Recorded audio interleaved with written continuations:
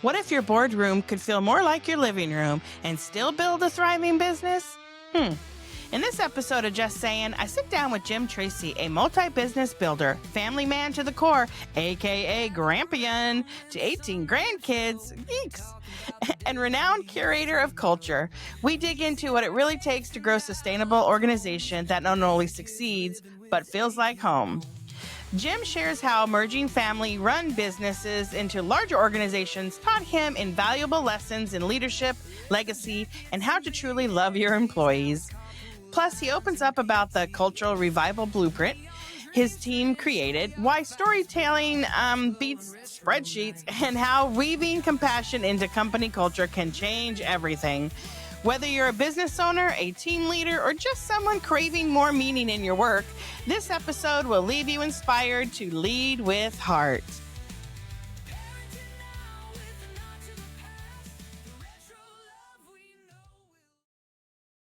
Hey friends, I'm here with Jim Tracy. He is known as the Grampian with, I think, is it 16 grandkids? No, 18. Did I get 18 grandkids? 18 now. Oh my gosh, that's a lot. I don't think I'll ever get one. Isn't that sad? I'm never going to be a grandma. Jim, welcome to the show. Thank you so much. What an honor to be here, Jessica. Thank you for asking me.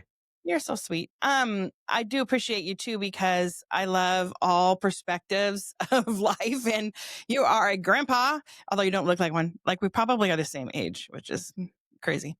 Yeah, I'll never be a grandma. I don't think I will. Out of my 3 kids, I'm like, come on, there's one of you, please.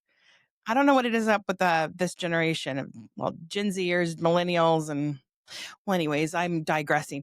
So tell me a little bit about, because you've been called both the Grampian and a curator of culture, right? Which one do you like better?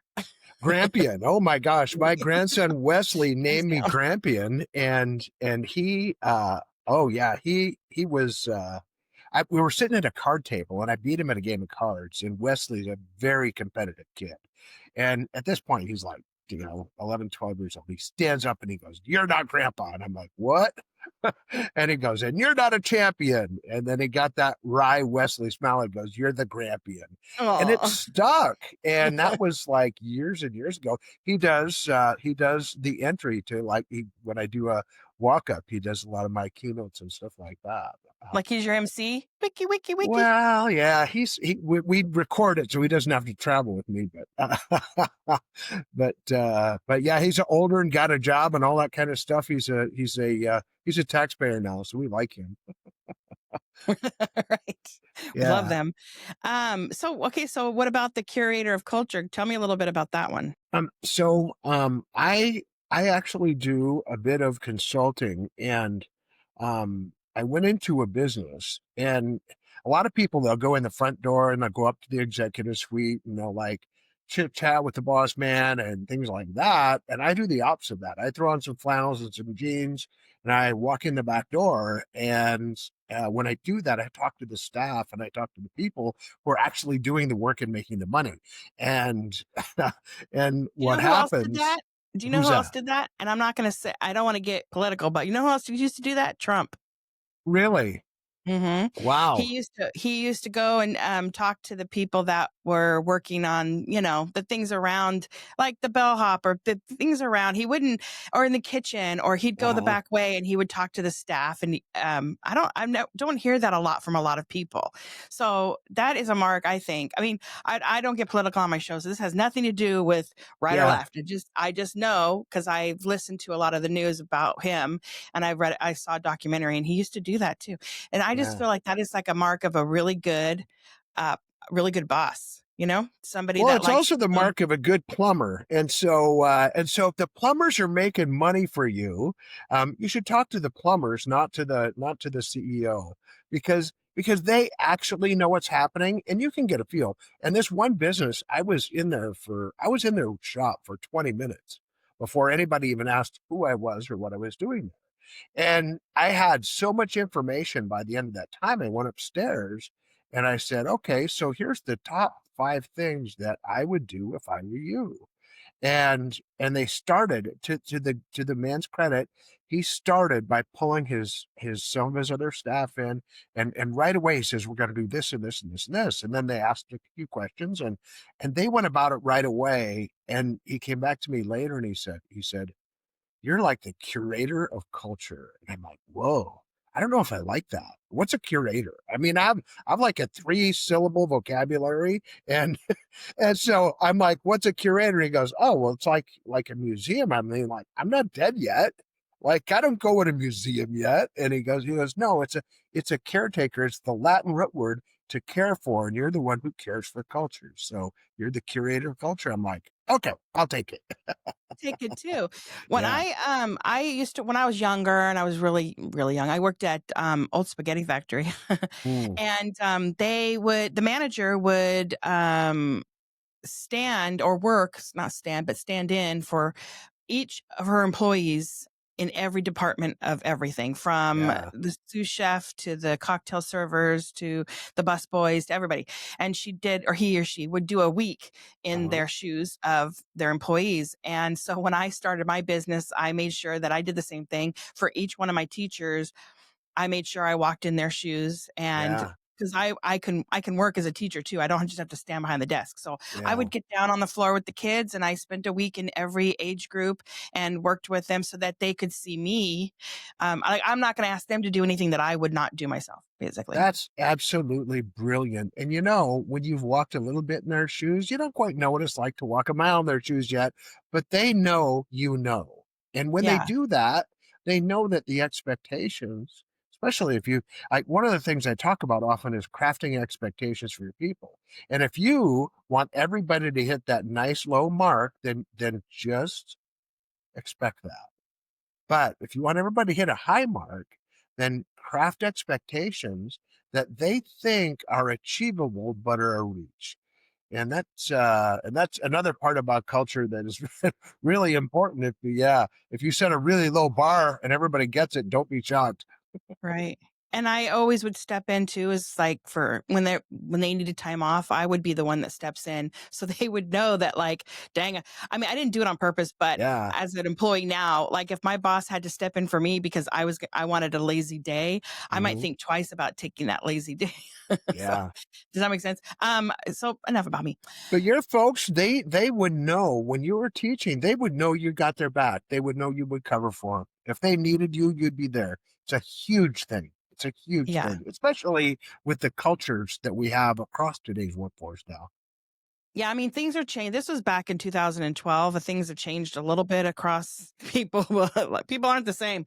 For sure. Millennials are a little different now. Yeah. I think my teachers were more like Gen. No, they were must have no. They couldn't have been Gen Xers. So maybe they were millennials. I don't really know. Yeah.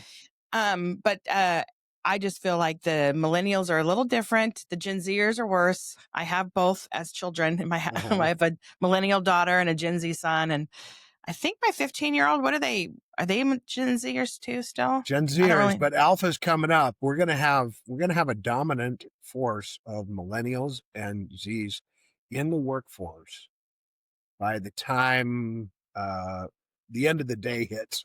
They're already a majority. And so we have to do a better job of coaching them, you know? Yes, and I do. I've said this before recently in another podcast, but for a coach that I was talking to, a female coach, holistic coach or whatever. But I'm like, it seems like these youngsters, they need a life coach. A lot of them need so much work.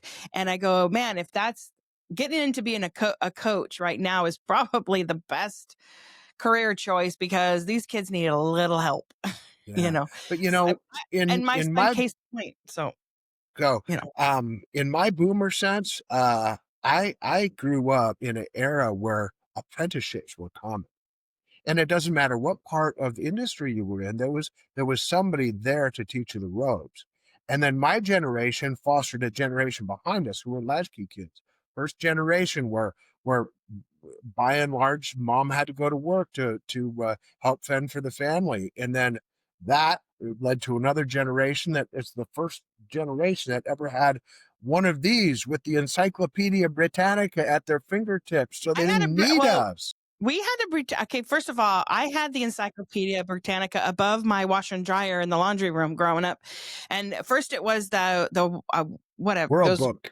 yes, the World Book. They were white and Yeah. green with green. Huh? And then my parents splurged for the Britannica, so we and they were like all nice Wow. and beautiful. So because we had 4 kids and we were all in school, and how do you like help your kids do book reports? Well, you make sure you have the encyclopedias. Sure. And then now things are totally different. The phones are just insane. I'm I mean, glad so I'm much not knowledge. selling encyclopedias door to door. Do they still do that, you think? I don't think so. I don't even know if those companies exist anymore. I kind of want to get the world one, or maybe even get the just to have them kind of on a bookshelf somewhere. Like, look, this is Yeah. what we used. This is what we use. But Yeah. I Back in guess the it would olden just be. days. So can I ask you a little bit? Okay, Sure. okay, so let's back up. Let's do a little bit of backstory on how your family business started to eventually merge into your larger organization. Tell us a little bit about you, Okay. because I know I kind of went off on a like squirrel, like I went off on a Cool. tangent. I went off, but I love conversation. So just bear with me. I might take you in all kinds of directions, but I'll bring you right back. No worries. Well, I had a pretty successful corporate career, and when my son came home, and he said, "Hey, Dad, I got a new job. I'm going to be working in the cell tower industry." And he did that, and it's partly my fault because when I was a kid, I set power lines throughout the country and did substations out in the wilds of northern Minnesota, and so he was a little bit enamored with that, and he got a job doing cell towers. And so one day I went out to his site and it was pretty unsafe in terms of their habitual safety practices.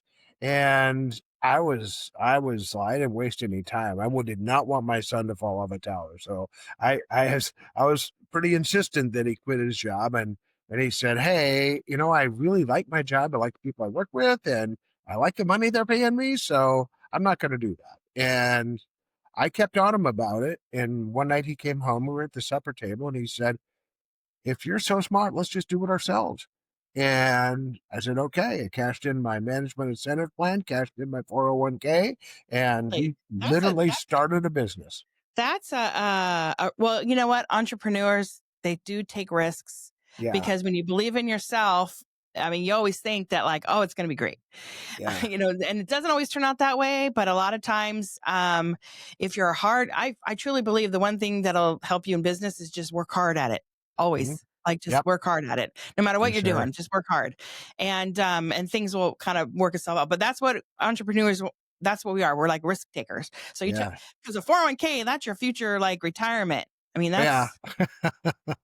that's a little scary. God, if I asked my husband to do that now, he'd be like, "Hey, what are you nuts? Like, no, no, no." Especially because Well, he's about to retire. So yeah, we did. We did. And it was pretty crazy. And people thought we were a little insane. But we went about it and we got some contracts and started pursuing them pretty vigorously. And, started building a business out of a 470 square foot office and some storage spaces and buying tools and meeting people. And one really smart thing I did was engage the national association that represented our industry, and they were incredibly helpful. And we just started building a business, one person at a time, then one crew at a time, then one division at a time, then one location at a time.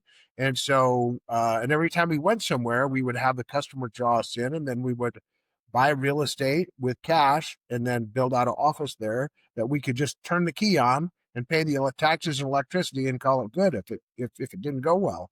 And pretty soon we had now 5 locations. And in 2018, we merged that into a company that had another couple of companies that did what we did. And then I worked on the mergers and acquisition side, and we added a few more. And now there's almost 2,000 people working nationwide. that's a So, huge company. Oh my yeah, Lord, dude, you are a yeah. success story. I love it. Well, I often say it's not my fault. I lived the American dream. And I truly did. I worked for some British guys a long time ago, and they told me, they said America is the last bastion of capitalism in the world. Treasure it like we do, and they really had a great point because sometimes I think we take it a bit for granted, and we shouldn't. It's true. You wrote a book though, right? Okay, what's your book called? It's called Building Men, Wait, and say it the again. I lost that. subtitle Building Men. Okay. Building Men. The subtitle is Character Lessons from Influencers. And the three guys on the fence there are my grandsons. And this is from a photo. This is from a photo that my daughter-in-law took, and that's me flying the airplane. And You still your pilot? yeah. What else do And you do? Gosh, you do so oh, much. just try to stay out of trouble. So you're But actually on the cover. See? That's I actually am. cool. Well, the photo didn't have a high enough resolution for the cover. So a wonderful artist, local here to Boise, painted that, and we used that painting then as the cover. So that's a pretty cool story too. Smart. But That's anyway, I just collected stories about people who invested in me, both as a young man, as a middle-aged man, and as an old man, that stem from family and school and work and career and outside. There's all kinds of different chapters about people who invested in me when they didn't have the time and they didn't have the bandwidth, but they did anyway. And their influence on me kind of helped shaped me. And I get a lot of people who say, "Building men, what about the women?" I'm like, okay, well, read the first page so you're because married. it's Are you married? yeah, but only for 45 years, so we're just starting out. Yeah. 28 or almost All well, right, congratulations, good on you guys. I know. So what advice for I mean, my mom and dad were married. Well, my dad passed away, but they before he was gonna they would have been married 47 years because they're like old school. Like Huh? I don't think you don't look old enough to be close to my parents' age at all, but you look like my husband's age. But any advice for people out there maybe struggling? I always have my own advice, but I'm sure people are sick of hearing what I have to say. What Yeah, advice do you have for keeping, because this is a little off topic too, but yeah. keeping your marriage strong? And what do you think these young kids should know about being married, especially to somebody who's so long? What is your secret sauce? What is to this successful Okay. marriage? So it comes in a couple of forms. Number one, I'm a Christian, so if I keep something bigger than me, in this case Christ, at the center of our marriage, and I keep that as my focus, as my wife says, Jim, you're number two, God's number one, and that's really important. But then also commitment. When you say till death do us part, it means like for better, for worse, for richer, for poorer, and sickness and health, blah, blah, blah, blah, blah, blah, blah. Right, right. All that stuff is coming. And if you expect it, then it doesn't surprise you. Yeah, and And work shows up in all different types of forms. yeah, You have to work through it. And I've been lucky, like my husband and I, we're best friends too. So by the mm, way, that also helps when you yeah, enjoy each other's company and you make each yeah, other laugh still. I crack up every day still with him. And we cry together. I mean, what's going on in the country currently? I mean, yeah, it's a lot. I don't want to talk about it because it'll make me cry. I'm going to start crying just thinking about it. It'll make me cry. And so, but we cry together. We laugh together. We do everything together. mm, He doesn't put friendship with other people before me. Like he doesn't go out and do, out in bars or, things like that, or yeah, go out with friends and then not invite me. Or, he'd actually say, I want you to go, but if you don't go, I won't go.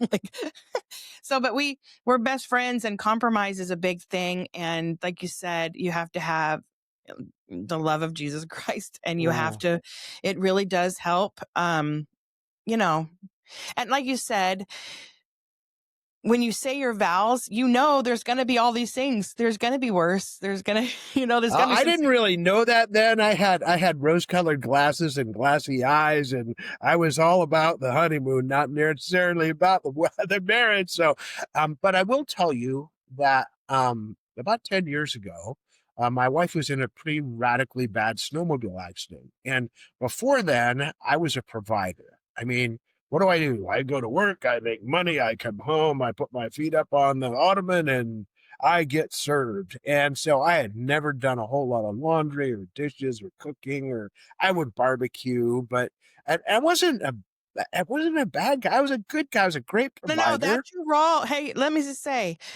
that is your role. That is my husband's role. But I know what you're about to say. Like when there was a time when you had to pitch in a little different, right? Yeah, When she got yeah, injured. yeah, Yeah, but I'm just saying that my husband and I have a role and we enjoy each other's role. He'll come home and I will cook for him and serve for him.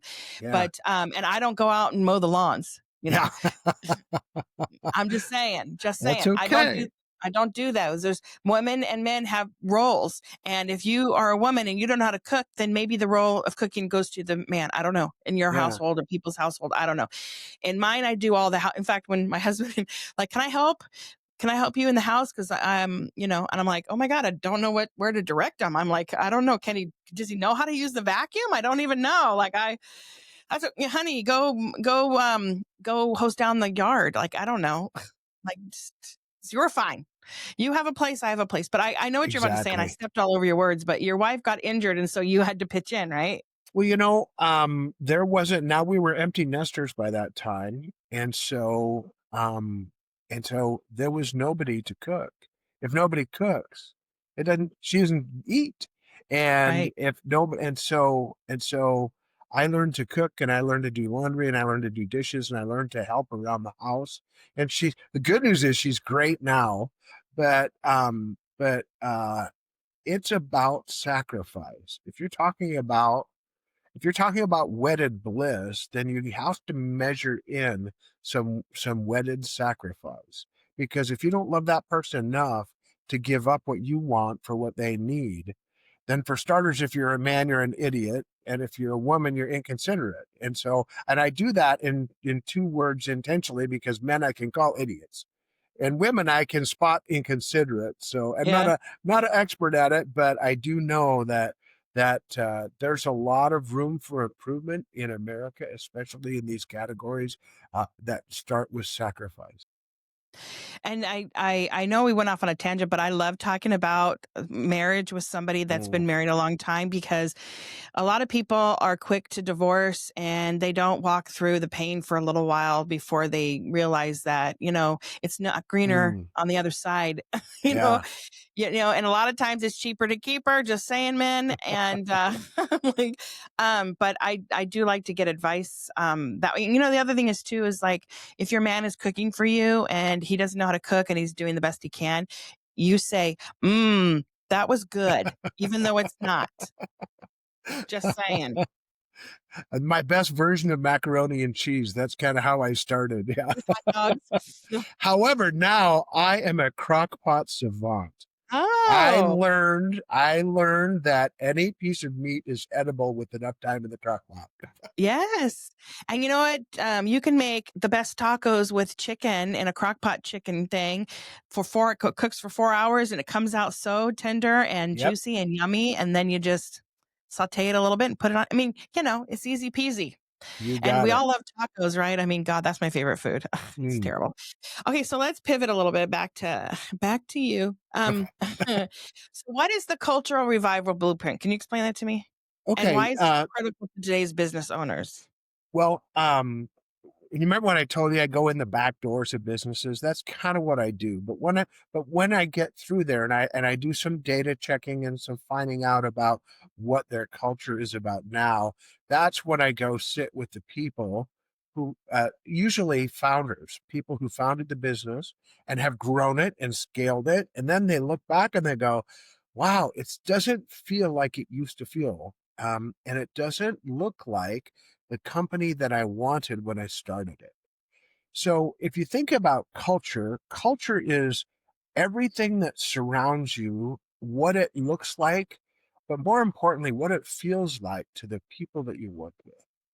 And so when we 'Cause they revive might that think it they might culture, see it totally different than how you think it is. They're looking their exactly. lens is totally different than yours, Hmm. and you may think your business is like this, and your employees are like, you know, Yeah. like, this is how it really works, And and, that giant separation exists between labor and management, and it's a division that's crafted and created by growth.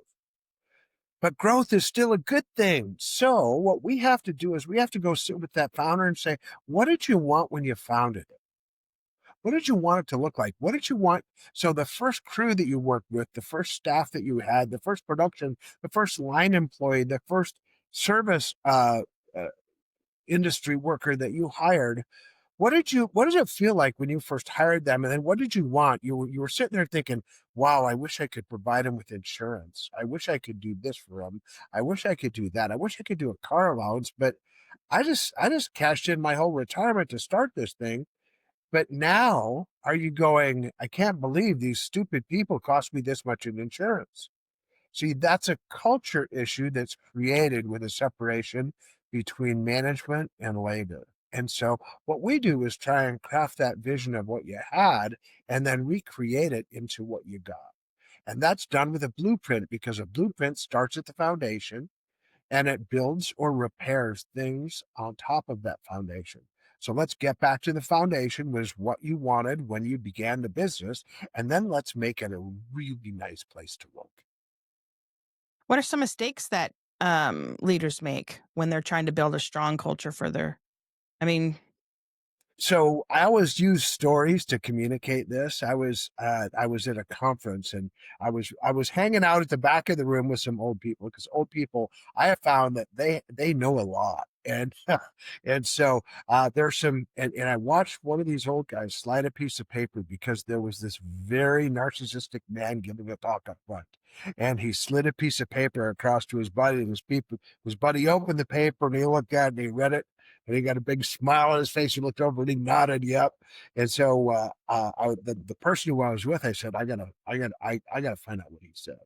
And so they broke and they went out of the room, and everybody's gone, and that piece of paper is sitting over there. And I couldn't help myself. I went over and I opened it up, and it said simply three words: ego locks wisdom. And one of the biggest mistakes that leaders make is they believe their own headlines. If everybody tells you you're hard and smart and handsome and you got a great hairline, go look in the mirror. Because if you told me I had a good hairline, I wouldn't believe you. I've got hair, it just is non existent. And I have to believe what's true, not what people tell me. And so the first mistake that leaders make is that they let ego get in front of their care of their own people. Yeah. yeah. And that is a very critical error because you lose all credibility when your people don't believe you. How do you balance, like, the structure of your business and but still, have heart when you're leading a company? I mean, I have an answer for that, but Yeah. but how do you do that when, you're trying to build this massive company, but yet you want to, like, give them I did in the very beginning. I gave all my employees all the things. I gave them 2-week vacation after a certain, after a certain time. And I gave them, they can build up to 2 weeks. Yeah. And then I gave them insurance and I gave them all the things. I Uh-huh. just did it because I thought that they would want to work for me over another preschool Yeah. if I gave them a good wage and all those, special little things. Yeah. And I wanted to do that because I know what it's like to be a preschool teacher making $12 an hour at the time, Uh-huh. like, and it's not, and so that's where I come in with my heart. But for some people that are just starting off and like you said, like you can't afford it or whatever, I don't know. It's like, how do you balance that? Cause I feel like, you think you're a good person, but what if you just can't do it for them? I'm like, Yeah. I don't know. I don't know. I don't know. Maybe I don't know what my question is. I guess There is something that you can do for everyone, and it involves I use three fingers. The first finger is the biggest one on your hand. It's the middle finger. It's used for okay. some other things, but um, But I think it's the most important because it involves what everybody needs, and that's generous listening. If you listen to people, they will tell you exactly what you need to hear. Sometimes not what you want to hear, but unless you're generous listening. Well, what do you mean by generous listening? Number one, put down your phone. Use your eyes to connect with them. Use your ears by closing your mouth and listen to what they mean, not necessarily just what they're saying. And then ask deeper probing questions and listen to them. The second one is your ring finger, and I use that one because it's got a ring on it. It stands for relationships, and relationships are critical to any business environment, large, medium, or small, local, regional, or national. If you don't have relationships of trust that are built over time with the people who you work with, they don't trust you. If they don't trust you, you don't trust them. If you don't trust one another, you're not colleagues, you're enemies. The last one is the pinky finger. Everybody says, the pinky's not really important. But if you lose your pinky, you Maybe. lose 50% of the grip strength of that hand. And Mm. and that little one, and so here again, they all start with R, and the first one is generous listening, and I'm going to get into why it's R in a minute. But the second one is relationships, and the third one is respect. Why is respect important? Well, I had somebody ask me once, well, is respect given or is it earned? Well, I guess if you asked a baby boomer, they would say what? Earned. Yeah. And if you asked a Gen Zer, what would they say? I would say given. Like, or I would Yeah. say you treat someone with respect if you want respect back. I don't know. hmm You know what? I say that they're both wrong. I want to be the person. I want to be the person who earns respect before it's given, and I want to be the person who gives respect before it's earned.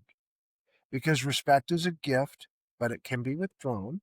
If you lose respect, it's probably due to your actions, but that's where we get back into having the relationship built on trust, and then generous listening popping back in and saying, oh, okay, if I'm going to build that relationship of respect, I'm going to do it because I can relate.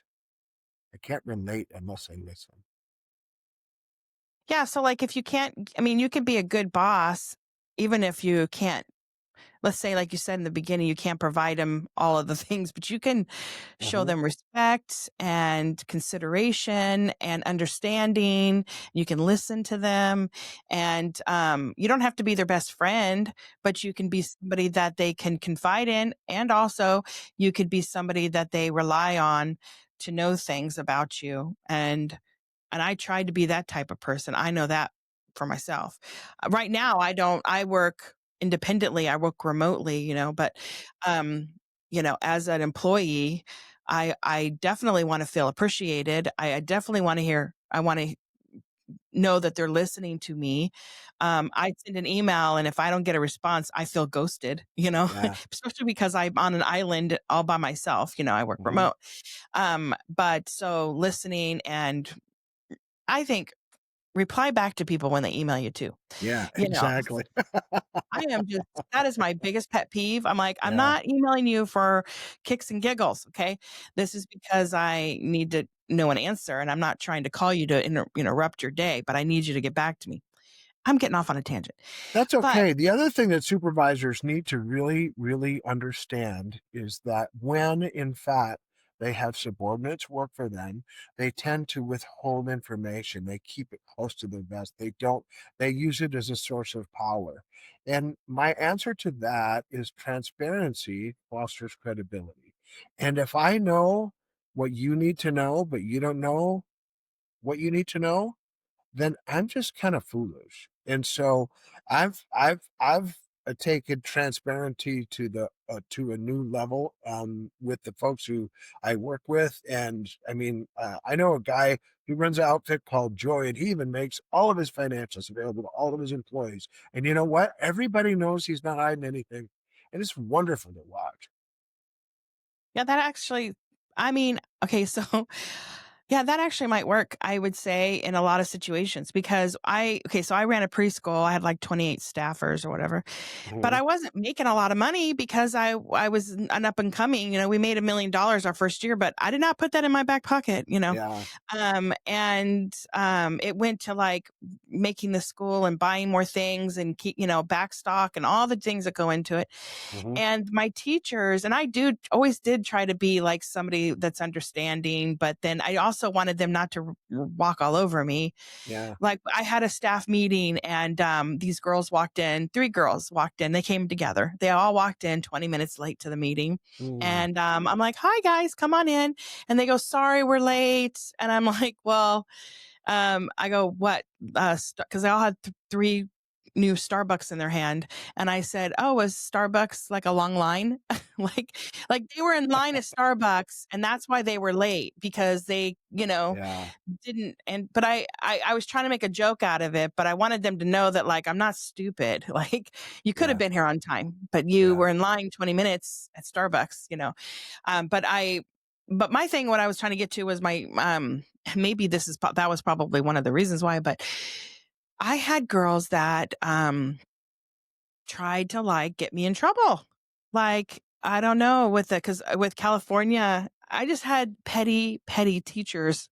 Some of them wanted to see the success of the school and they were there from the beginning and they were like I don't think I had one friend, but I know that I had a lot of people that respected what I built. And so, but there was like people, after you hire people, they don't know that your school's pretty much brand new. You hire them and then they like try to get you in trouble. Like, oh, there was sand on the carpet. And then they'd call state and said that our carpet was dirty. I'm like, it's brand new. Like it's brand new. It's like my school was like a hot minute old. And Yeah. I'm like, they're not dirty. They had sand from outside, but we vacuum every morning, or Yeah. every night. I have a cleaning crew that comes in. I pay for a vendor, comes in and cleans my whole Yeah. school. But I'm just Unfortunate. saying, yeah, there's like these people that will try to break you down because they're jealous and that's why I never drove a nice car. I know this sounds weird, but I try not to drive. I didn't wear a lot of jewelry and I didn't drive a nice car because I didn't want them to think that like I was living high on the hog because I Yeah. wasn't. I wasn't. But maybe if I shared in the meetings that like, okay, just so you know, like this is what I'm getting. Like I haven't been paid for the first Yeah. year or more, like I'm not getting money. Anywho, but you kind of sparked something into me that reminded me, that's a sad time in my life because I built that school up from the ground up. Like you said, you got a 470 square foot, building or excuse me, Office. Yeah. office. And I did the same thing. I built onto my house a 670 square foot room. And we, started from there and went to a church and then built on another school at a commercial property. So I did all kinds of things. So I've been through, I mean, I Awesome. built it up, but then I ended up losing it, not losing it, but I sold it to the landowner. But it feels like I lost, an appendage because like, Mhm. when you build something that's so special and then like it's gone, it's like, it just kills me every time. But There's an emotional attachment to the labor that we put out, especially when it takes a lot. And anybody who's been entrepreneurial at all knows that you go all in.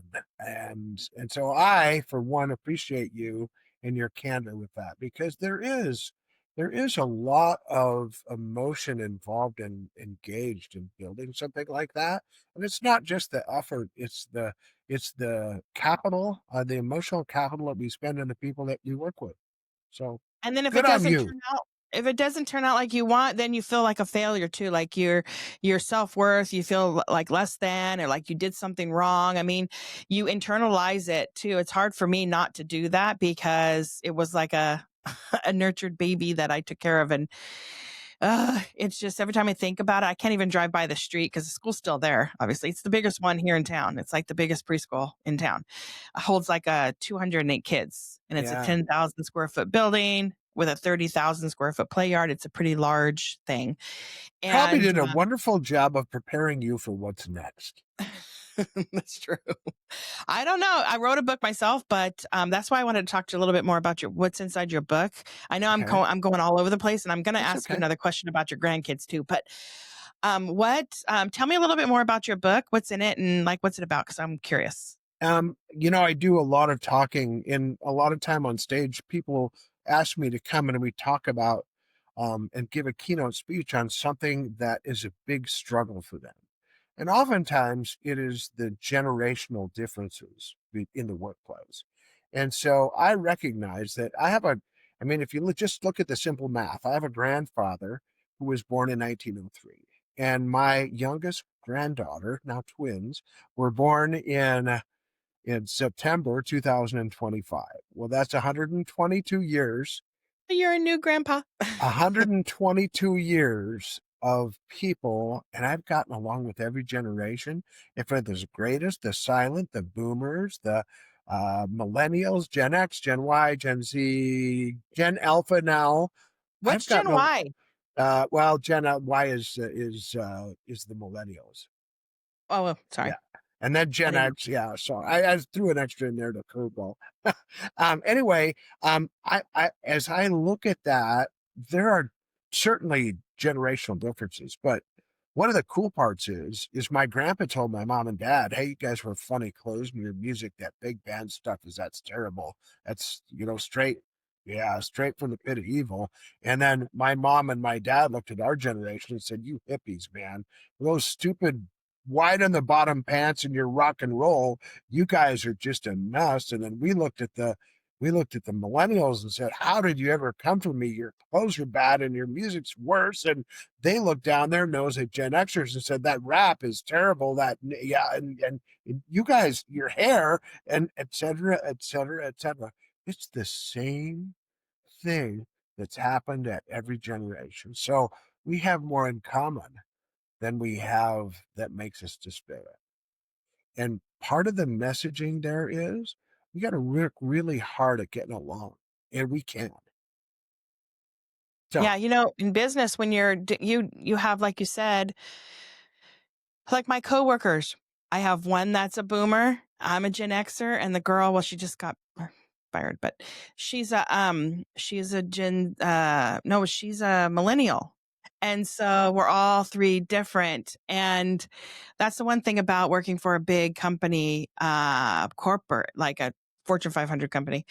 One of the things I wanted to say about this was the millennial had problems. Like she had a lot of family issues and was going through it with her husband, and he was aggressive.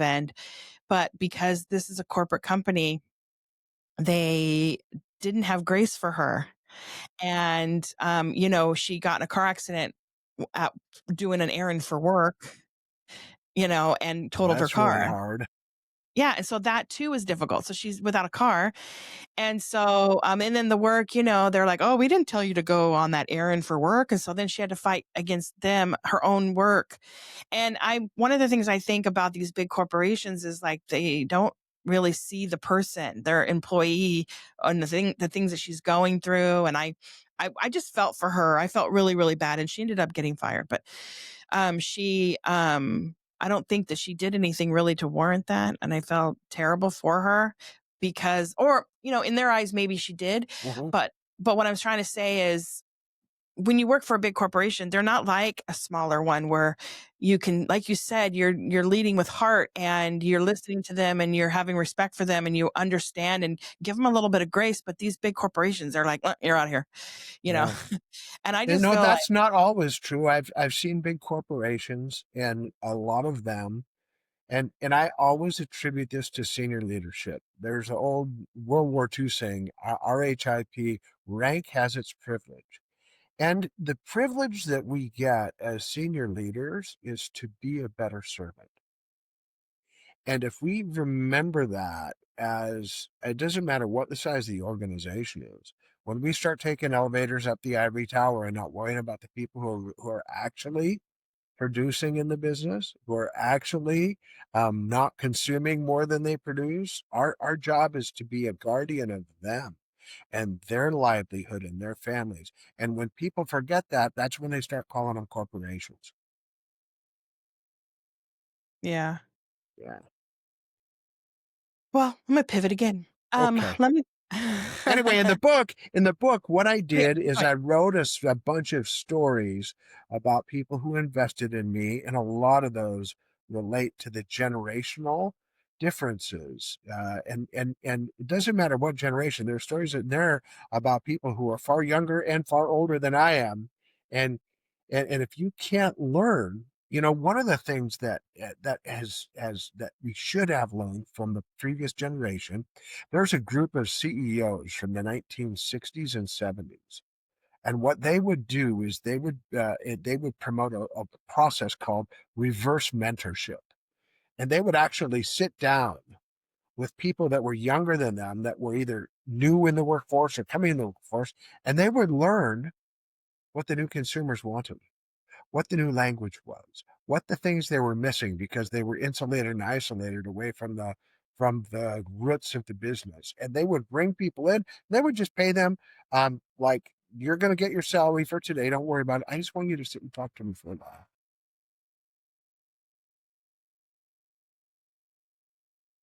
That's a millennial move on Okay, my part. that's okay. I have put it on mute. I didn't Well, it's tip the it real over. world, people. You Yeah, know, when I tip it upside down, it goes on right? doing it D&D. So I forgot to flip it. That's okay. Sorry, everybody. That's okay. It's real life. Sometimes I'm afraid my dogs are going to jump into my lap right when because I have French bulldogs and they're unruly and they just are brats. But anyways, it's But you're a dog person. That's a mark in your favor. good. I have a mommy, a daddy, and a baby. Oh Ricky yeah. Bobby is the dad. Whitney is the mom, and Opie is the son. Okay. I actually know those people. Yes, I know. Yeah. Oh. Okay, so we're talking about your book, and I think I pulled you off your topic. So anything else you want to add about your book? Because I don't want to move on without like hitting all the points. I was stunned because they said, "Hey, you have to put it in Audible right away," and I'm like, "Okay." I like Audible. Don't get me wrong, but I was like, that's kind of another depth of. But they said, "Do you realize that someone who's 28 years old or less has a 0% likelihood of purchasing a book in the Really? year 2026?" And I'm like, "Okay, say that again." He said, "People under 28 years old do not buy books anymore. And if they do, they might get an occasional book, but less than one a year from Amazon. However, the average 28-year-old is going to listen to 12 books next year. And so if you don't get that Audible done, then you You're won't missing a whole target you're audience. missing the demographic." And I Yep. was I was pretty incredulous, and then because I had a publisher, I didn't self-publish, I had a publisher. They said, "Okay." I said, "Okay, you want me to read this, right?" And they're like, "We'd No, like you no. to audition." And I did an audition and they didn't pick me. And my grandson tells me, "Grandpa, you got fired from your own book." And he went into a hilarious laughing fit and made, but I was shocked and stunned at the profession of audiobook narrator. I met just a superb guy, and he did a way better job than I would have done at actually transmitting that information via electronic medium. Yeah. So, that's really cool. I didn't know about I didn't know the statistic on that, but I'm glad you told me because I too wrote a book and it was just out like in the beginning of July, but Hmm. the audio is not done yet, right? Because I'm also working with Christian Faith Publishing, and they gave me like 5 or 6 people to choose from, and I chose somebody. It was Oh, between two, and the person we were just ironing out the pronunciation of my friend's name because they were calling her Janelle, and it's yeah. Janelle, not it was hard to like. I go, let me call you and tell you how to say it. It's like they were just getting it wrong like 50 times or back and forth. But then had family issues, so then I had to go to my number 2 person. But then Yeah. I was kinda glad, and I think God did this on purpose because I was having second thoughts, like a lot of second thoughts about my first choice. And because she sounded like this girl from Dateline, and I'm Mm, like, I'm just all I do is think of Dateline, like, I just can't stop. yeah. And so, I was really happy that I got to go with the next choice, and I thought, "God did that on purpose, like, for me. Awesome. Thank you." Like, Yeah. That's he does a awesome. lot of things, you just gotta recognize it. Yeah. So, okay, so let's we were talking about lessons, and my dad always said, "Life is nothing but lessons learned," Hmm. is what he used to tell me before he gave me a spanking. Like, "Did you learn your lesson?" Like, he'd go, "Life is nothing but lessons learned." I mean, Way that's to what he go, told me. Dad. She learned the lessons. And then he'd ask me the belt, the hand, or the hanger, so, Yeah. that 'cause, that's his generation, but, Yeah. so what did your, what lessons, because we were talking about your grandkids, what lessons have your grandkids taught you, that you can apply to running a business? Wow.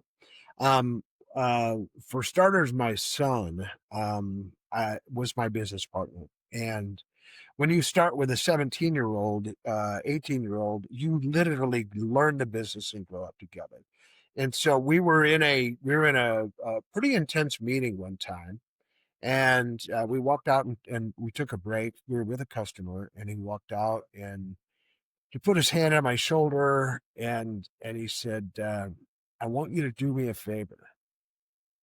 And I'm like, "Okay." And so I can be a pretty intense guy. And he goes, "I want you to learn to take the temperature in the room before you speak." And that is delivered by your kid, who you have a great deal of respect for. It means a lot. Um, yeah, yeah. Get a clue, Dad. So, and as far as my grandsons are concerned, one of them, my oldest one, just married, has started a business, and it's more of a consumer products business, and he manufactures a little product called Canine Meats. It's dog treats, so I will actually send you a package, and it's all organic. And there's one ingredient, and it's the heart, liver, and kidneys from grass-fed cows, and they freeze dry it, so there's no secondary ingredients, no bad stuff. And anyway, caninemeats.com. Anyway, Okay. um, that shameless plug from a grandpa. No, And caninemeats.com, people, yeah, caninemeats.com. I'll say it for a third time. I want some. all right, I will send you some packages, Is it some freeze samples. dried? Like, is it so it's dried and It do you is add freeze water? dried, Or shelf life of like 25 years, even though they don't say that. But yeah, it's smart. it's That's it's like the pretty Patriot. Like amazing. I bought those Patriot for in case, Meals. the end of the world. Yeah, I'm under the guest bed. right But on. so I think this I never tried one. I should have opened it up to Yeah. go like, what is it going to be like in 25 years? But Hmm. um okay, so your grandkids, and so your grandson, he works just so he started his own company, Yeah. right? And he manages, runs, and develops the products for that business. It's just amazing little startup. Well, Anyway, you were a good a role model. Like if my Grampian can do it. then anybody can. Right. No, I mean, I guess that sounded wrong. Did I come out wrong? Oh my No, God. that's actually Oh, true. read the I room, don't Jessica. think it's No. beyond anybody. I really don't think. I think if you want it bad enough, that's the thing. And that really goes along with the lesson that Augustus taught me, and because I was going to help him, and I was selling to a retailer here in my local market for him, and he calls me. He says, "How'd it go?" And I'm like, "Well, I wouldn't get a hold of him," and I kind of carved out some weak excuse. And then so he followed up with me a week later, and I hadn't done it yet, and I was kind of ashamed of myself. And I'm like, "Yeah, I'll get that done." And he said, "Grandpa, the phone never works unless you pick it up and dial." That's coming from a 22-year-old. Oh my goodness! You can bet that I dialed the phone after that. Just think though, you do have, young, your grandson, 22. He could teach you some things like new trends too. He can help you like recognize what his group of kids, his they're the Gen Zs, right? What his Gen Zers are doing. Like my son, he always tells me, he's like, "It's not like it used to be when you were young, mom. It's like so different. Kids are staying home a little bit longer." Like, because I'm telling my son, like, you need to get out. Yeah. But I mean, I will never do that. He can stay here as long as he needs to. But he's like, it's not like when you were young and you left at 18, mom. It's different. Kids are just different. But that's the thing, is that Gen Zs will tell you what's trending in their world. If you And listen. you get to learn if you listen. Yeah. So what are some non-negotiable things for keeping your family business in harmony? Because you got family working with you, right? Wow. Number one, and here's another one from my son. One of the things, we went home one night, and there's many times that Ryan and I went without a paycheck so that our staff could get paid. And and so, like I say, we did literally grow up in the business together. But as far as the non-negotiables are concerned, he came home one time, and he actually came to our home one time because he had his own house by then, and we're talking about, an employee and some struggles that we're having with an employee, and he just looks at me with the most sincere look on his face. He says, "Do you know why I trust you?" I'm like, "Because I'm your dad?" He goes, "Nope, because you love me more than money. If you don't love your family more than the business, then you're making a big mistake." And so I would say that's why I don't really get involved in business partnerships anymore with anybody but family, because it's too easy to misconstrue what motivates them. And you don't want to do that. You want to have a clear understanding of where you're going and your why, and you can communicate with so much clarity to family members who love you. You can make mistakes and they're like, "Hey, that was really stupid. I hope you don't do that again. But hey, I still love you." Right. And yeah, that is so true. That is so true. That's good advice. I'm so happy you were on. One more question though before we put a pin in it. All right. Um, okay. So you're like deeply involved in like nonprofit work, right? Mhm. And how has that shaped you in your overall success? How do Wow. you feel about that? Is that a bad question? I mean, if you don't mind sharing. No, it's a great question. Okay. We started a nonprofit 10 years ago that helps the families of fallen tower climbers. And we put together an all volunteer organization that does a tremendous job. How has that helped me? Number one, you develop a heart. When you help someone who's at the most vulnerable that they could ever be at, and you do the right thing just because it's the right thing to do, it blesses you in ways that you can't even imagine. And one of those ways, quite frankly, is I sit on boards of other corporations now, and I see it through the eyes of people who are vulnerable. And that gives you a humanity that transcends financial spreadsheets. It elevates people to the important core of the business. I also say EBITDA is earnings before interest, amortization, interest, depreciation, taxes, and amortization. EBITDA. It's a terrible word. It's what private equity uses to measure the success of a business.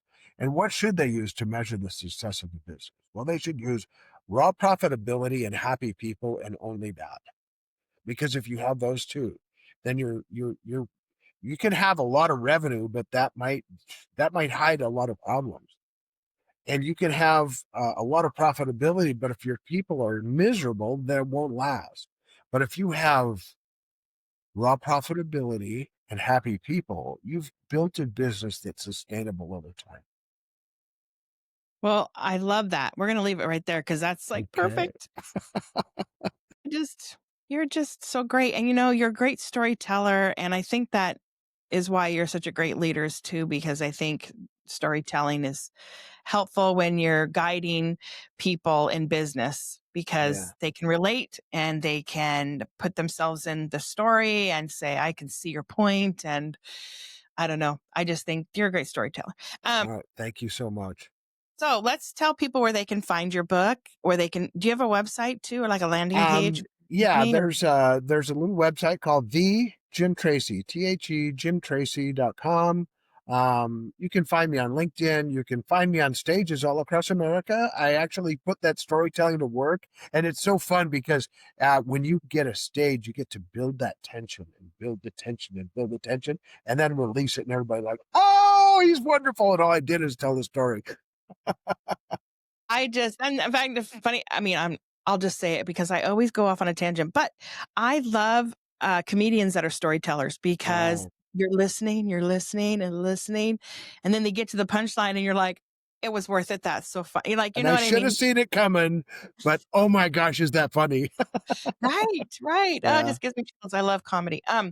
But okay, so jimtracy.com The and Jim Tracy, oh, the Jim THE. Tracy. There's Oh, only one. There's actually more the. than one. That's why I needed to name it that. Oh, okay. Yeah. Okay, so also you can go to my website, justsayin.net, because you can go to the podcast page on my website and then scroll down to the episode, which you're listening to right now, Awesome. and click on his name. It'll take you directly to his website. That's just another place out in the world where it'll drive traffic to you. And you can find his book. Is it Amazon? Amazon, Barnes and Nobles, anywhere you buy books. Anywhere you can buy books. Yeah. And I am also on LinkedIn. I am also on TikTok, Facebook. Well, you know, I'm on all the things. Yeah. Go like and subscribe to both Jim Tracy and myself. We love to Perfect. build a community and we'd love to have you as part of our community. So I just want to say thank you, Jim, so much for being a part of my show today. Thank you. I It's just my pleasure. you're a thrill. I just love having you on. I mean, I could just pick your brain all day long. Well, there's not much of it left, so you got to hurry. I know, I'm sorry. I know this is very long. I know sometimes I do drag things on because I'm just so interested in what you have to say. I'm like hanging on your every word. Oh, Anyways, thank you so much. And everybody have a great day, night, whatever it is for you. Have one of those. thanks so much. All right.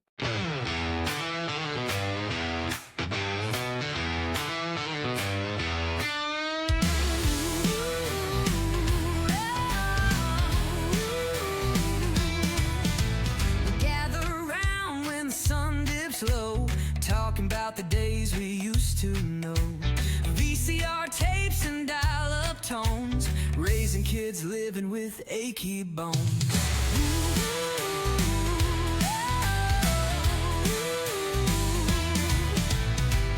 Leather jackets and big hair days, now it's carpool lines and PTA.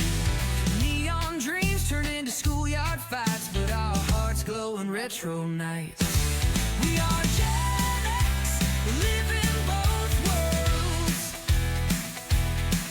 From cassette set tapes to a digital world. Parenting now with a nod to the past. The retro love we know will last. We are Gen X, living both worlds. From cassette tapes to a digital world. Parenting now with a nod to the past. The retro love we know will last.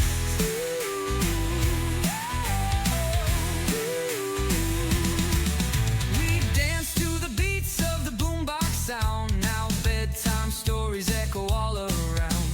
But deep inside we're the mixtape kings, still fighting life with arcade dreams.